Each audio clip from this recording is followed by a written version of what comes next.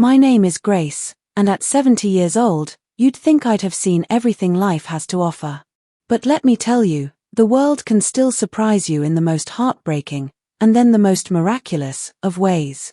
My daughter Clara's locket was all I had left of her. It wasn't fancy, just a simple silver heart on a delicate chain, but it held a lifetime of love and loss. And when I realized it was gone from my jewelry box, a piece of my soul went with it. My grandson, Leo, he's 25 and thinks the sun rises just to hear him crow. He saw me frantically searching my dresser, my old hands trembling, and he just leaned against the doorframe. Give it a rest, Nana. Stop whining. It's already sold. I needed that money for my trip to Miami. The air left my lungs. Sold.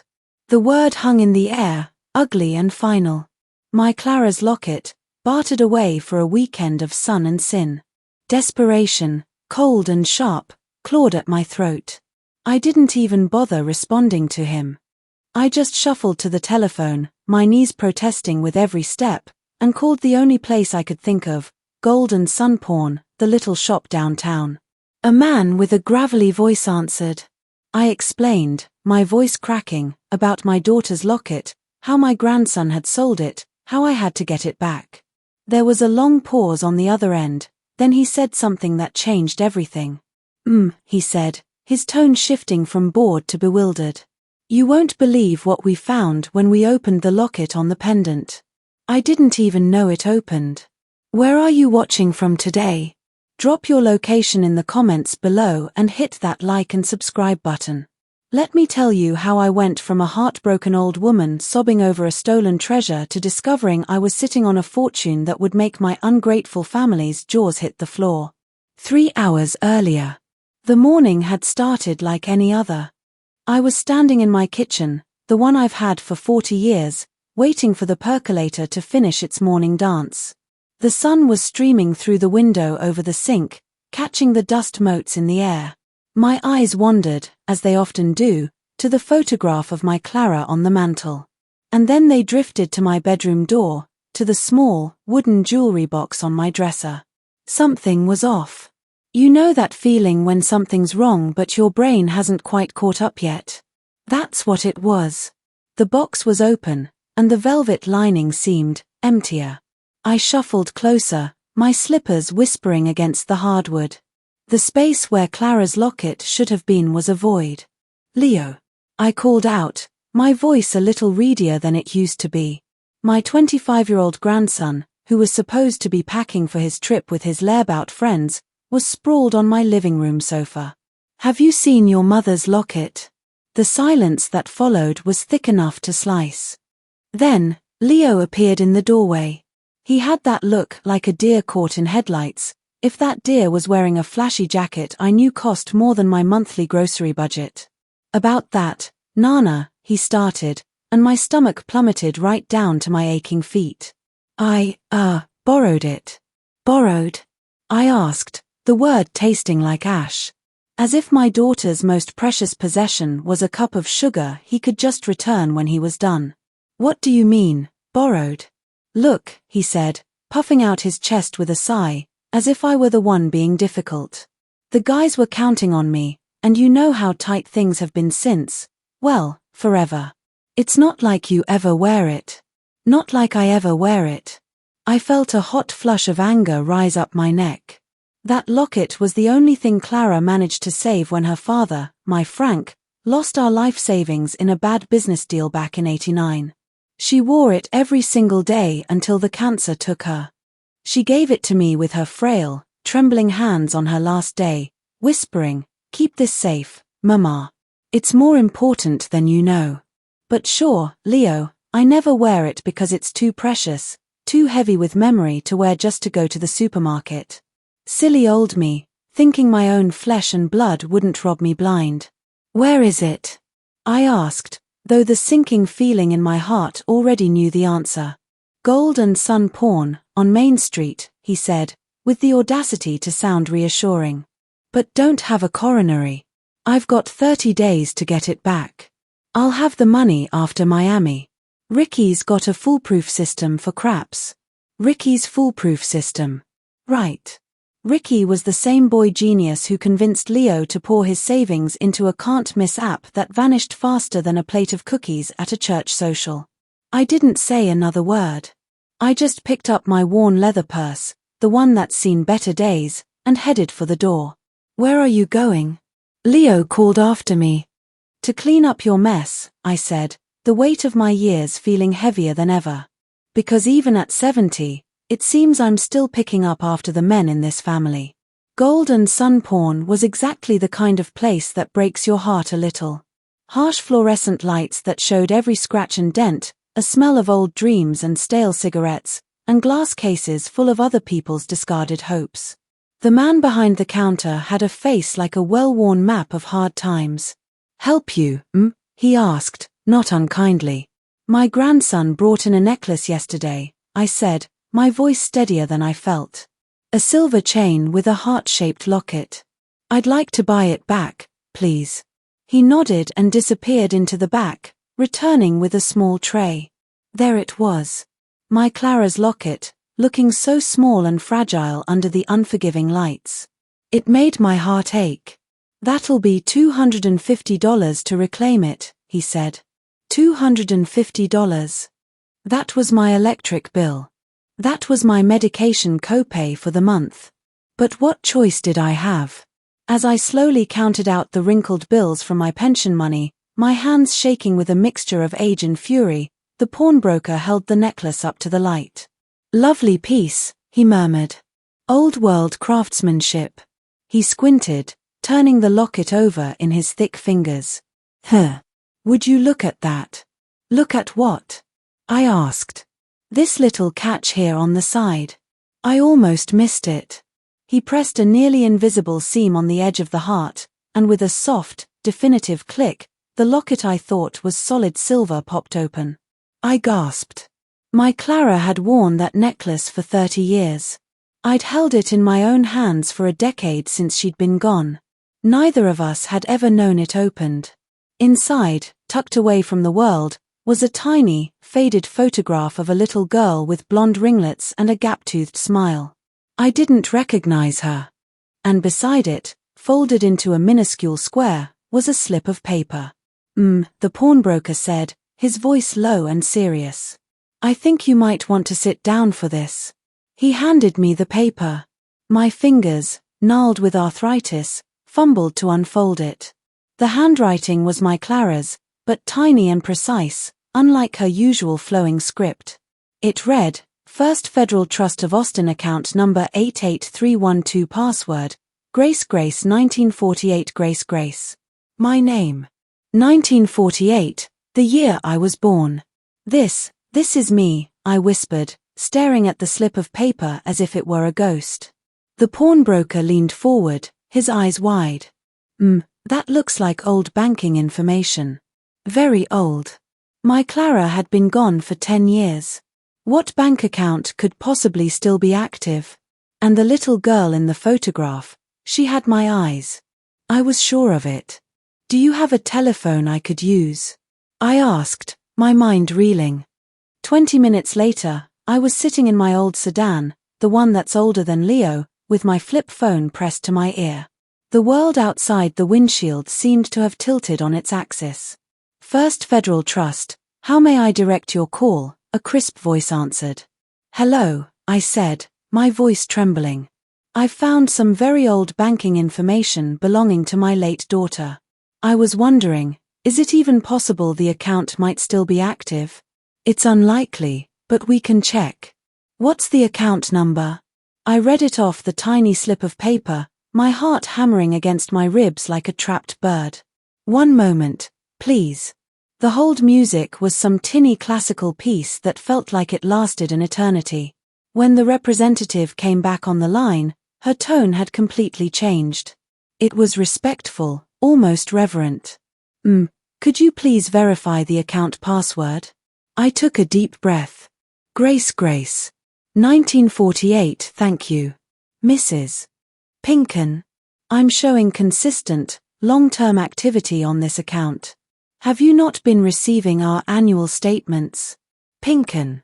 That was my maiden name, from before I married Frank. The name I hadn't used in over 50 years. No, I stammered. I didn't know this account existed. Oh, my, she said, and I could hear the shock in her voice. This is highly unusual. The account shows automatic deposits dating back to 1991, shortly after it was opened.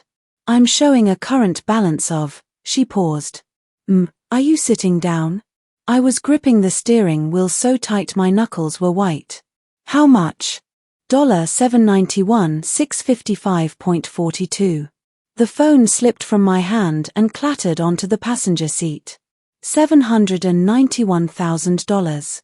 My Clara, who had budgeted for groceries down to the last penny, who had taken in sewing to make ends meet, who had lived in a modest little house because she said it was all she could afford, my daughter had been sitting on a fortune. With shaking hands, I picked the phone back up. I'm sorry, could you repeat that? $791 $655.42. The automatic deposits appear to be from mineral rights royalties on a property in West Texas. Approximately $1,800 monthly since 1991. Mineral rights. Property in Texas. Clara had never mentioned owning anything beyond her own home.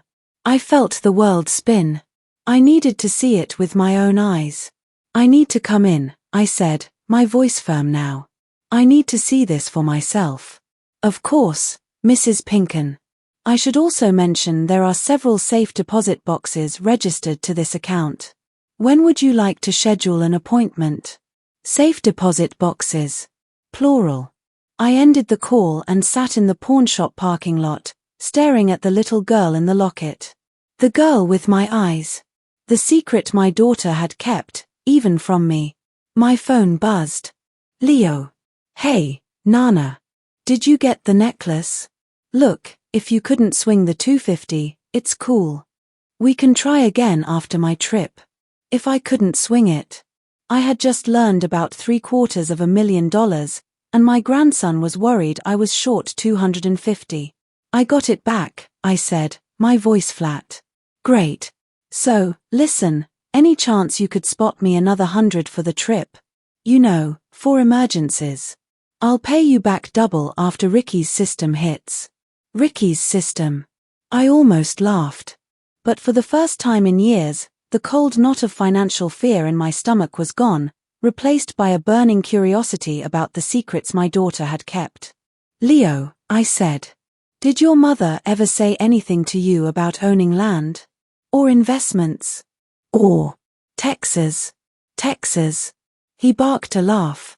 Mom. Are you kidding? She clipped coupons and bought day-old bread. Why? Because apparently, I didn't know my own child as well as I thought I did. No reason. Have fun in Miami.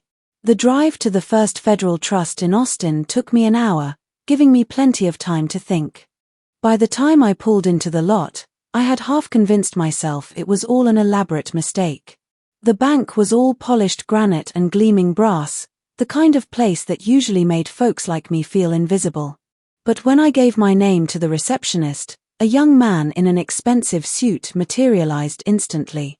Mrs. Pinken, Mr. Albright has been expecting you. Right this way. Mr. Albright, the branch manager, was a gentleman in his 60s who greeted me with a warm, knowing smile. Mrs. Pinken, it is an honor to finally meet you. Your daughter spoke of you constantly. He led me to a plush, private office. Though I must admit, we were beginning to wonder if you'd ever come. You knew Clara? I asked, sinking into a soft leather chair. For 20 years, he said, nodding. She came in every few months. Always asked about you. Always wanted to make sure everything was in order for you. The sight of Clara's handwriting made my throat tighten. I unfolded it with trembling hands. My dearest Mama, if you're reading this, then I'm gone, and you've finally found what I've been keeping safe for you. I'm so sorry for the secrets, but I had to protect this from Frank. I had to make sure it would be there for you when you needed it most. The property came from your father, my grandfather Henry. He bought land in West Texas in the 1950s that was considered worthless. Turns out, It sits on a natural gas field. The payment started in 1991, right after Frank's business failures. I wanted to tell you so many times, especially when you were struggling. But I knew if Frank found out, he'd find a way to get his hands on it. I watched him control every aspect of our lives, and I wasn't going to let him control your future, too. The little girl in the photograph is you, Mama. Taken when you were 6, before things got hard with Frank. I kept it to remember the happiness before the struggle. This money is yours now. Use it to build the life you deserve, free from worry. All my love, always, Clara P.S. There's more in the safe deposit boxes. Things I thought you should have when you were ready for the whole truth. I read the letter twice, tears streaming freely down my wrinkled cheeks. She was protecting me. All these years, she was protecting me. She was very concerned about your security, Mr. Albright said gently. She inquired multiple times about setting up trusts that would be protected from outside influences. He opened another folder. It was full of photographs. Me as a young mother, holding a baby Clara. Her first day of school. Her wedding day. But there were others, too. Photos I'd never seen. Clara with a handsome, kind-faced man I didn't recognize, both of them laughing on a sailboat. Clara at a charity gala, wearing a stunning emerald green dress. My daughter, living a life of joy and confidence I never knew she had. Who is this? I asked, pointing to the stranger. That was David Merriweather. They were together for nearly 8 years. He was a good man, very successful. He wanted to marry her. My daughter had a long-term love, and I never knew. What happened? According to your daughter, she was afraid that marriage might complicate your inheritance rights, especially with the community property laws. She chose your financial security over her own personal happiness. The weight of that sacrifice settled on my shoulders, heavy and profound. My child had given up love to safeguard a future for me. The safe deposit boxes, I said, my voice thick with emotion. I'd like to see them. The first box contained more documents, deeds, insurance policies, investment portfolios. By the time we were done, the total wasn't $791,000. It was over $1 million. The second box held family heirlooms I thought were lost forever, my mother's engagement ring, my father's pocket watch, the pearl earrings my own grandmother wore on her wedding day. The third box held one final letter, marked for your eyes only. Mama, by now you know about the money, and I hope you can forgive my secrecy. But there's one more thing you need to know. Frank didn't just make bad investments. He got involved with dangerous people, taking loans he could never repay. He used our home as collateral. The money from the mineral rights didn't just secure your future, Mama, it saved us. I paid off his debts and made him leave. I told you he abandoned us because the truth was too ugly. He was a weak man whose choices put us in danger. I don't know where he is, and I don't care to know. But if he ever finds you, if he ever comes back with a sob story, remember this money exists. Remember he knows nothing about it. And remember that leopards don't change their spots. I love you, Mama. I'm sorry for the lies, but I hope you understand they were built with love. Your Clara. I sat in that quiet, elegant room, surrounded by the truth of my daughter's strength and the proof of her love, and I wept. She had been my protector all along. I drove home in a haze, the documents sitting on the passenger seat like a silent passenger. My purse, which usually held a few dollar bills and a grocery list, now contained the keys to a future I never dreamed possible. When I pulled into my driveway, Leo was throwing his duffel bag into Ricky's rusty convertible. Perfect timing, Nana, he called. Can you grab my charger from inside? And what about that 100 we talked about? That 100 we talked about. As if it were a foregone conclusion. I walked past him into the house, and he followed, his energy all impatience and entitlement. You look weird, he said. Everything okay? I went to the bank today, I said, my voice calm. Yeah. Finally opening that high-interest savings account. He smirked, rummaging through the kitchen drawer. Something like that. Leo, we need to have a serious talk about respect. And about money. That got his attention. He turned around, a flicker of panic in his eyes. Oh, geez, you're broke, aren't you? The pension isn't covering it. Look, Nana, if you're in trouble, I can't help. I've got my own stuff going on. He lived in my spare room, paid no rent, and his idea of his own stuff was financing trips to Miami. I'm not broke, Leo. Quite the opposite. I found out today that your mother left me a significant amount of money. His eyes widened, the panic replaced by pure, unadulterated greed. Mom had money? How much? There it was. Not concern. Not happiness for me. Just how much? Enough, I said, my voice firm. Enough for what? Enough to pay off my car. Enough to help me get my own place. His own place. So he could continue his irresponsible life away from my watchful eye. Leo, I said slowly. When you stole my daughter's locket, did you ever stop to think what that necklace meant to me?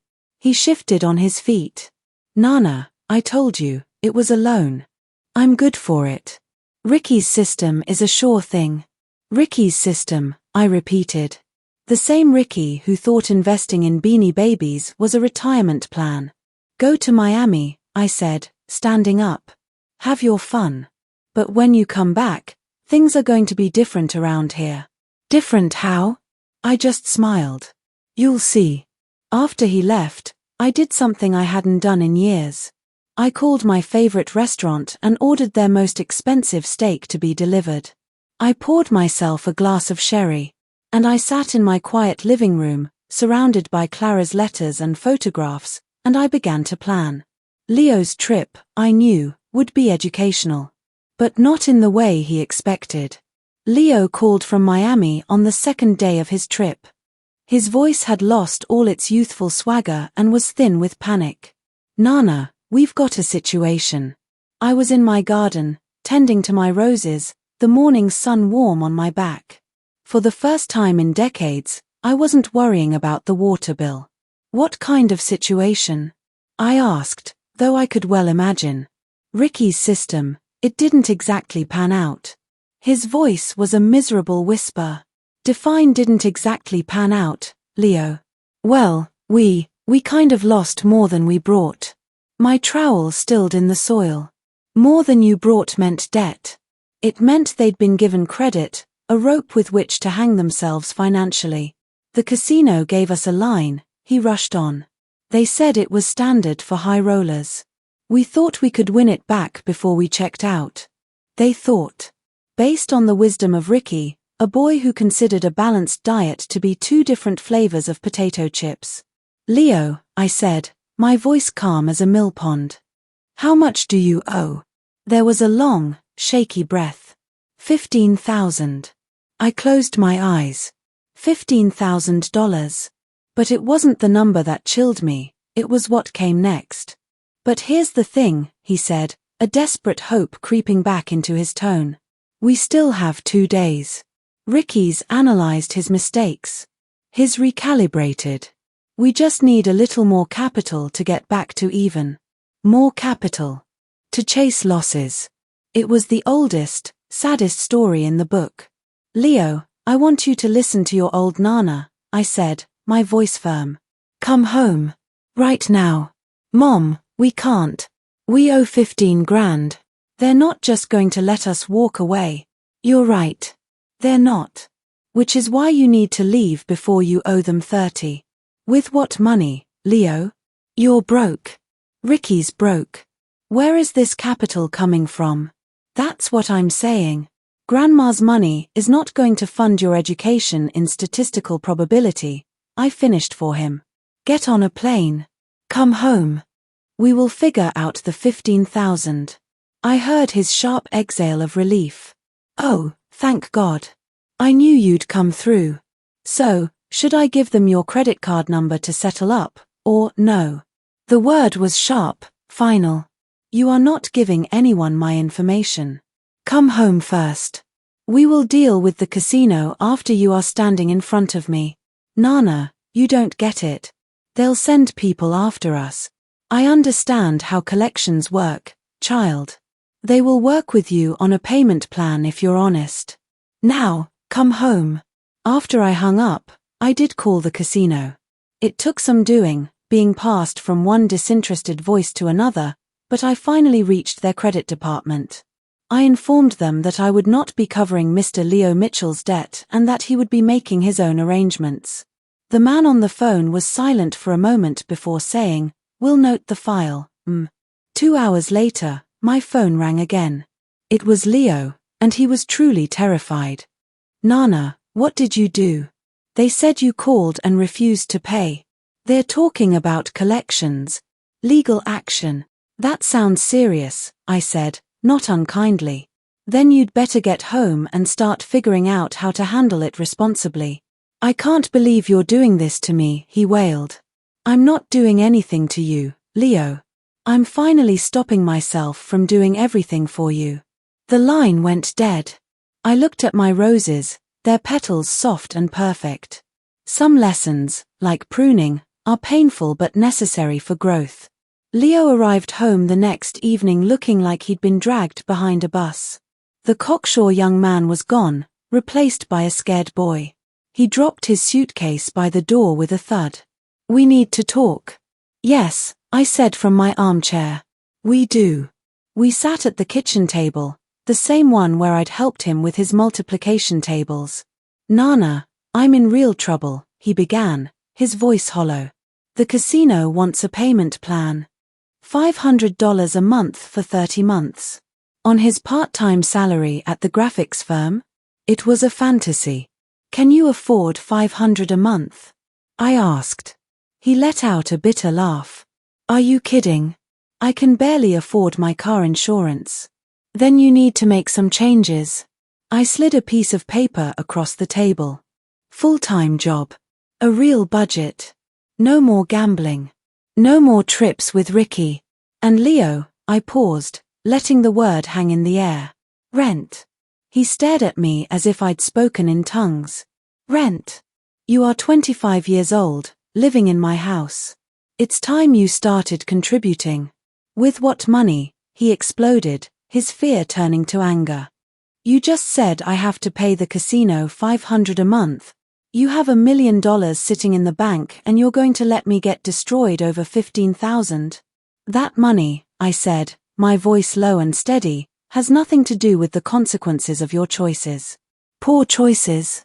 "Nana, everyone has a streak of bad luck. Bad luck is a flat tire. $15,000 in casino debt is a character flaw." I held his gaze. "Your mother spent her entire life protecting that money from people who saw it as a solution to their problems.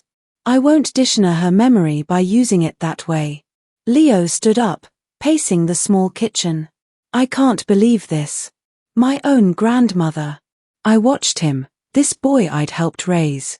"What if I can't do it?" he whispered, all the fight gone out of him. "Then you'll figure it out," I said softly. "Because that's what adults do." As he slumped back into his chair, the picture of defeat, I didn't feel triumph. I felt a small, fragile seed of hope. For the first time, Leo was seeing the world without the safety net he'd always taken for granted. 3 weeks later, Leo was working late shifts at the firm and coming home exhausted, but he was paying his bills. The change in him was slow, but palpable. I, meanwhile, was making changes of my own. I'd put a down payment on a lovely, ground-floor condo in a quiet complex with a community garden. It wasn't extravagant, but it was mine, bought with my daughter's love. Leo had been too preoccupied with his own crisis to notice the paperwork, but the day the sale finalized, I told him. His eyes widened. "You bought a condo? With cash?" The reality of my new financial situation was finally, truly dawning on him. The phone rang that evening. I didn't need to look at the caller ID to know who it was. Frank. My ex-husband. The man Clara had protected me from. "Ellie," his voice oozed through the line, a sound I hadn't heard in over a decade. I heard some interesting news. Did you, Frank? Leo mentioned you came into some money. An inheritance from Clara. I made a mental note to have a very firm conversation with my grandson about confidentiality. Did he? He seemed upset. Said you refused to help him with a gambling debt. He tutted. That doesn't sound like the Ellie I remember. The Ellie you remember is long gone, Frank. The Ellie he remembered was a woman who jumped at his voice, who balanced the checkbook under his suspicious eye. Indeed, he said, his tone turning slick. I've been looking over our divorce papers. I think there might have been some misrepresentation of assets. I almost laughed. There was no misrepresentation, Frank. I didn't know the assets existed. Be that as it may, we were married for 25 years. I helped care for Clara. I have a moral, if not legal, claim to this windfall. Morality? I said, the word tasting foreign on his lips. You, who hid money, who lied about your income during the divorce, who fought me for the silverware. Your moral claim is that you should stay as far away from this money as possible. The silence was profound. Then, the line went dead. I knew it wasn't the end. It was just the beginning. A few days later, my doorbell rang at an hour no good news ever arrives, midnight. Through the peephole, I saw Frank, his suit rumpled, his hair disheveled, waving a sheaf of papers. Ellie, I know you're in there. We need to talk about this trust. Trust? How did he know? The documents from Mr. Albright were private. I didn't open the door. I called 911. My ex-husband is at my door at midnight, yelling about my finances. I'm 70 years old and I'm frightened. The police came quickly. I watched through the window as they spoke with a gesticulating Frank. One of the officers took the papers from him. A few minutes later, they led him to his car. Officer Johnson rang my bell. He's agreed to leave. But you should see this. He handed me the papers. It was a petition for guardianship. Frank was asking the court to declare me mentally incompetent, citing my irrational financial decisions regarding Leo and my secretive establishment of a trust. He wanted to be appointed my legal guardian to protect my assets. My hands shook, but not from fear. From white-hot rage. He wasn't just after my money, he was trying to strip me of my autonomy, my dignity. I called Mr. Albright's emergency line. Jonathan, I said, my voice like steel. Frank just tried to have me declared senile. The hearing was a spectacle I never dreamed I'd be part of. I wore my best dress, the navy blue one Clara bought me for her graduation. Jonathan Albright was at my side, a calm and formidable presence. Leo was there, too, sitting tall in the gallery. Frank's lawyer painted a picture of a confused old woman, vulnerable to exploitation. Then Jonathan stood. He presented the private investigators' reports Frank had hired, reports that documented me meeting with financial advisors, making prudent investments, and living a quiet, sensible life. He called Dr. Anya Sharma, a neurologist who had tested me and found my mental acuity to be exceptional for any age. But the masterstroke was the recording. Jonathan played an audio file from Leo's phone, from his dinner with Frank. Frank's voice, slick and confident, filled the room. I don't care if she's sharp as a tack, Leo. That money should have been mine. Her mother hid it to screw me over. I'll get control of those accounts, one way or another. The judge, a stern woman with intelligent eyes, looked at Frank with pure contempt. Mr. Mitchell, this petition is not only without merit, it is a flagrant attempt at financial exploitation. It is dismissed with prejudice. Furthermore, I am referring this matter to the district attorney for investigation. As we left the courtroom, Jonathan handed Frank an envelope. A temporary restraining order, effective immediately. You are to have no contact with Mrs. Pinken. Frank looked at me, his face a mask of desperation. Ellie, please. My practice. I'm going to lose everything. I looked at the man who had dominated and diminished so much of my life. Frank, I said quietly, You made your choices. I'm finally free to make mine. In the months that followed, a quiet peace settled over my life. Leo, humbled and hardened by his experience, threw himself into his work. He stopped talking about Ricky's schemes and started talking about certification courses. One afternoon, he came to my new condo. He looked older, more grounded. "Nana," he said, "I made the last payment to the casino yesterday." I felt a swell of pride so fierce it brought tears to my eyes. "I knew you could, Leo. I wanted to thank you," he said, his voice earnest. "You could have written a check. You could have made it all go away. But you didn't. And because you didn't, I had to learn how to solve my own problems.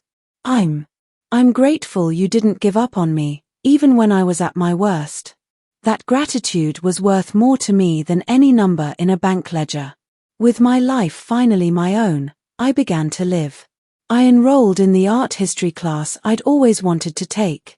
I booked a small group tour of Tuscany.